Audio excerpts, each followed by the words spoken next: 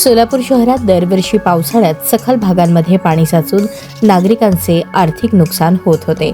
2018, 2020 आणि 2025 या वर्षातील पूरस्थितीने प्रशासनालाही धडा दिला.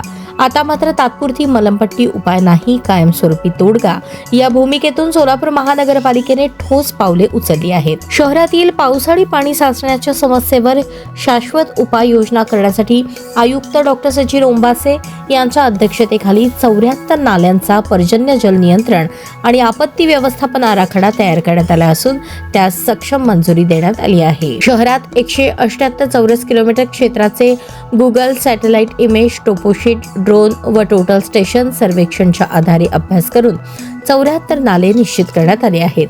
हे नाले 6 बेसिनमध्ये विभागले असून एकूण लांबी सुमारे 115.77 किलोमीटर आहे.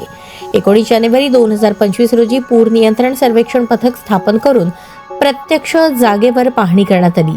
नाल्यांचे संरेखन, अतिक्रमणे, नैसर्गिक प्रवाहातील बदल, बांधकाम परवानग्या व महसूल नोंदीचा अभ्यास करून सविस्तर तांत्रिक अहवाल तयार करण्यात आला आहे. आराखड्यात नाल्यांची सफाई, गाळ काढणे, अतिक्रमण हटवणे, आवश्यक ठिकाणी नाल्यांची रुंदी व खोली वाढवणे, गजबजलेल्या भागात भूमिगत नाले, बॉक्स, कल्व्हर्ट, ब्रिज व रोड साईड चर उभारणी अशा तात्पुरत्या व कायमस्वरूपी उपाययोजना सुचवण्यात आल्या आहेत.